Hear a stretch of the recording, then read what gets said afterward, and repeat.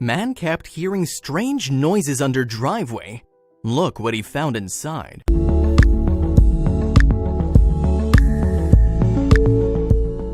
Inspecting the damage he'd just done and thinking that his day couldn't get any worse, he knelt down in the driveway and peered underneath his car. But just as he was about to take a closer look at the concrete pavers, he heard the sickening sound that made his heart drop in his chest. What had he found?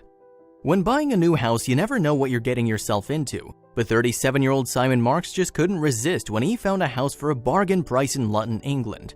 With the paperwork quickly signed and the transfer already underway, he never questioned why its owner was in such a hurry to get rid of it. A few months later, Simon excitedly unpacked his boxes. He was eager to spend the first night in his new home. After a tiring weekend of hauling his belongings back and forth, he climbed into bed exhausted. Calculating the distance of his new and much shorter commute to the office, he gleefully set his alarm for 8 a.m. But while he lay in the darkness, he heard a strange sound.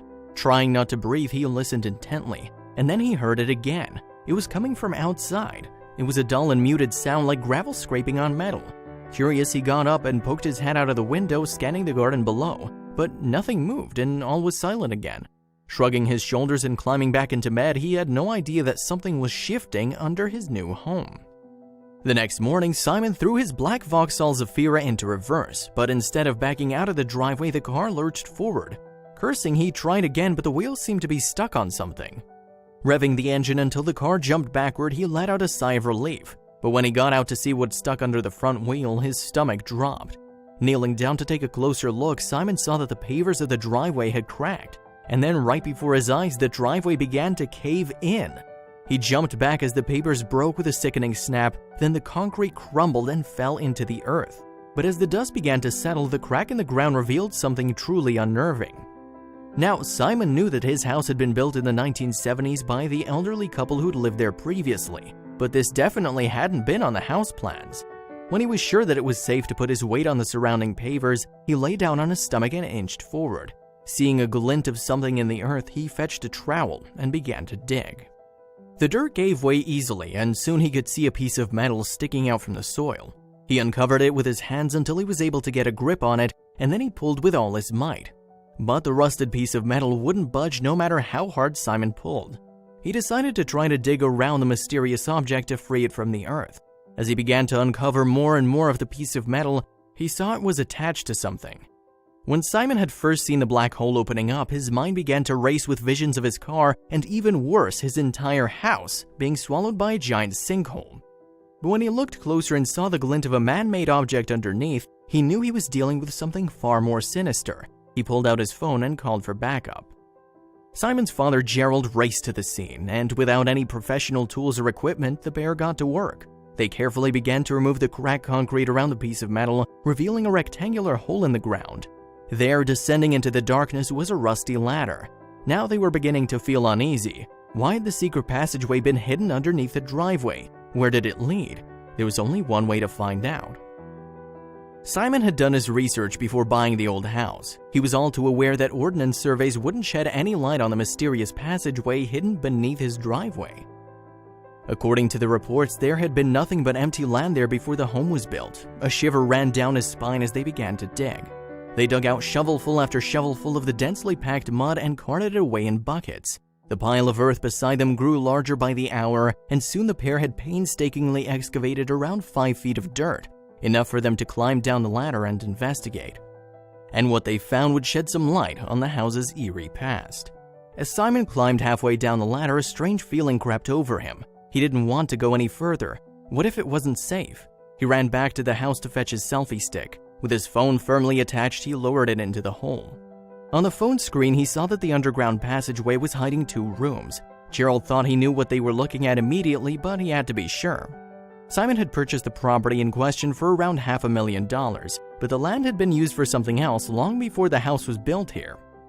The elderly man who'd sold a house to Simon was the original owner of the home, but he'd neglected to tell Simon what lay underneath. The sounds he heard the night before had been the earth finally giving way under the driveway as it fell into the secret room. Simon and his father stopped digging and began to do some research of their own. They looked up the plot number, and then things became apparent very quickly. Prior to the previous owners of the house, this plot of land stood empty.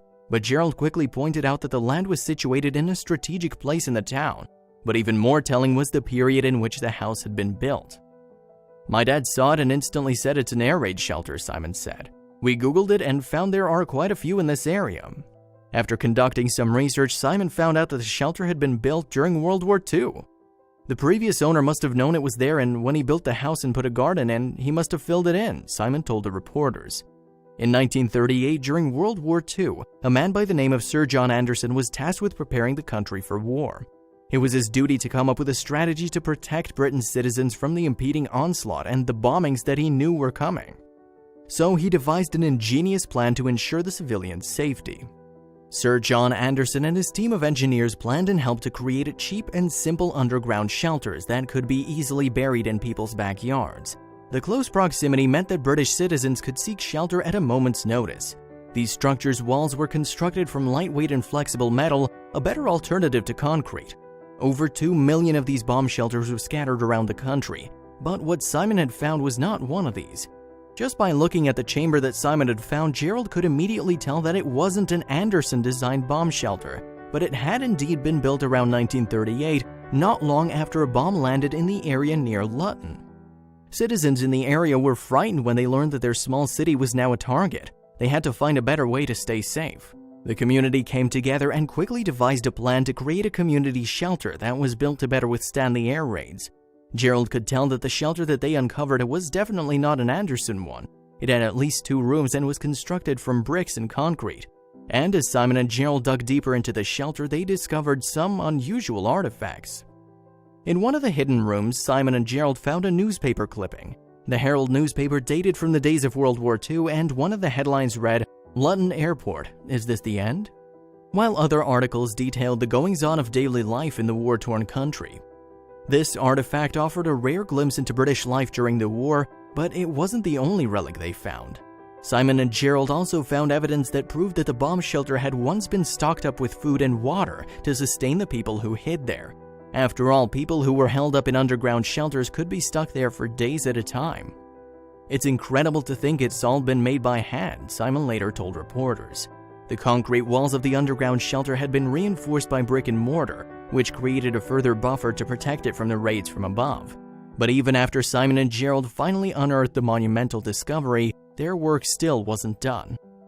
It's been a case of dig, dig, dig. We're about 5 feet down at the moment, so it's just another 5 feet to go until it's finished.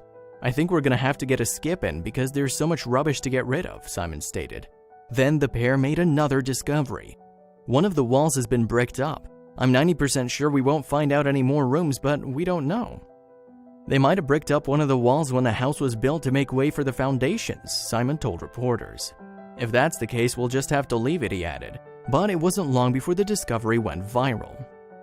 As Simon and his father continued to dig, news reporters and neighbors began to flood into his front driveway just to get a look at the amazing and historic discovery. But Simon didn't care much for all the attention he was receiving. His concerns lay elsewhere. He didn't spend hours digging up his driveway for fame. Simon felt that it was important to let the world know about his discovery, but not for notoriety. He feels that he has an obligation to his country's rich history. He didn't want this piece of history to be forgotten. He wanted the air raid shelter to be preserved for future generations. So what does he plan to do when the shelter has been completely cleared? Simon and his father plan to restore the shelter and preserve it. They hope that it will be declared an important and historical monument. They believe that just because the war is over and long past, that period in time should never be buried and forgotten. They hope that future generations will visit the shelter and catch a glimpse of an important part of history.